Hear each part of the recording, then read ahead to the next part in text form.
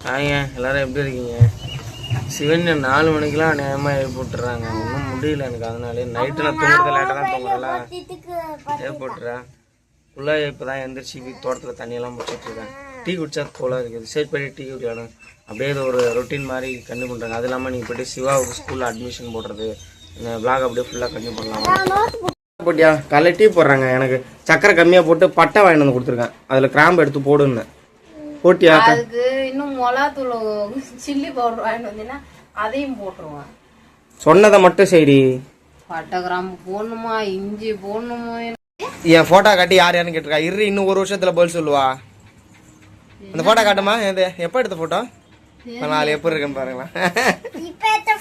இது இப்ப எடுத்தது இல்லை. கண்டிப்பா உடம்பு போட்டேங்க. கல்யாணத்துக்கு அப்புறமா ஒரு 2-3 வருஷம் கழிச்சு உடம்பு போட்டேன். சமைக்கிற சாப்பாடு அப்படி. ஐயோ ஐயோ உண்மைதான் உண்மைதான். இங்க ஏன்டா கொஞ்சம் அது யாரா? அப்பாடா. அவங்களுக்கு இது வேணுமா அந்த ஸ்டாண்டு?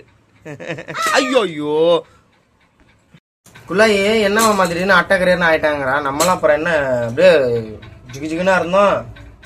ஃபுல்லா ஏன்னா எவ்வளவோ தேர்க்காங்க. நேற்று நைட்டு நான் உட்காந்து பழைய வீடியோஸ்லாம் தள்ளி தள்ளி பார்த்தேன்.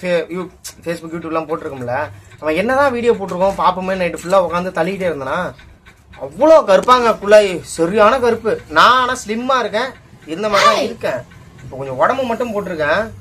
அதான் பழசை பார்க்குறதும் ஒரு தனி சந்தோஷம் தாங்க. அது எப்படி இருந்து எப்படி மாறி இருக்கும், எந்த அளவுக்கு வறுமையில் இருந்திருக்கும், அதெல்லாம் பார்த்துட்டு உட்காந்தேன். நேற்று நான் வீடியோ போடல. பார்த்தீங்கன்னா 2 நாள் இருக்குமா.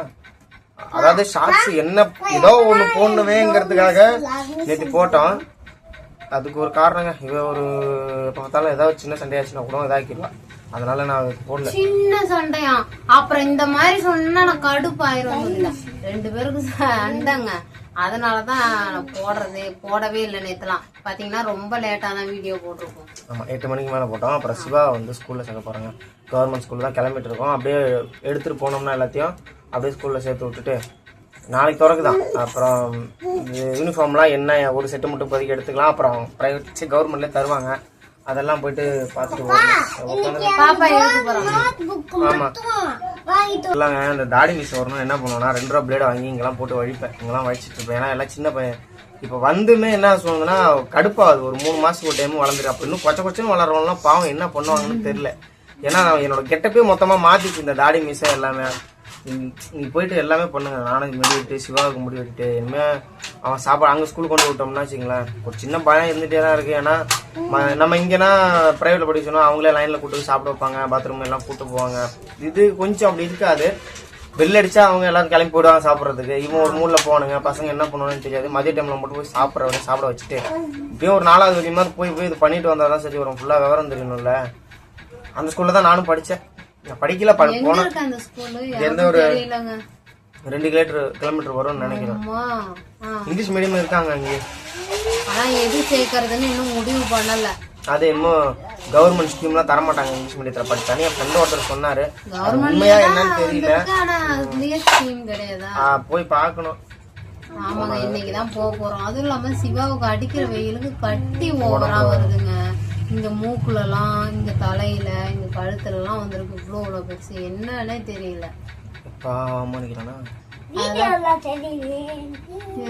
தெரியுது. அதான் என்ன பிரச்சனைனே தெரியலங்க. அடிக்கிற வெயிலுக்கு தண்ணி அதிகமா குடினா சாப்பிட்டா கூட அவன் தண்ணி குடிக்கிறதே இல்லைங்க.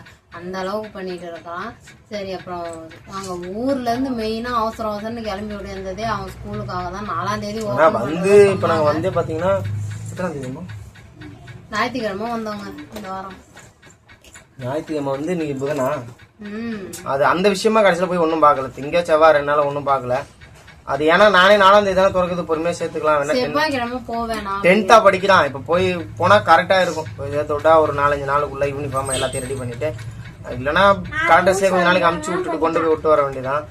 தூக்கி போட்டு ரெடிமேடா வாங்கிக்கலாம். சரி பாத்துக்கிற விடுமா. இன்னைக்கு 2 புள்ளைய பத்திரா தவிர ஒரு கன்றாவின்னு தெரியலங்க. என்ன பண்ணணும், எப்படி பேசணும், எங்க கொண்டு போய் இப்ப தனியா போய் சேர்த்துவானா ஒன்னும் தெரியாது.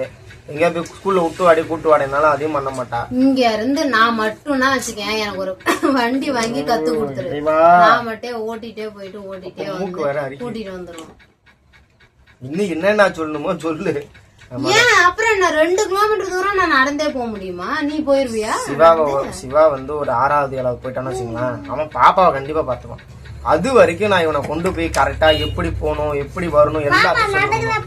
ஏன்னா இங்க இருந்து ரொம்ப தூரம், எங்க இருந்து நிறைய பசங்க நடந்தே போறாங்க. கொஞ்சம் 2வது 3வது அந்த ரேஞ்ச் வந்துட்டாங்க.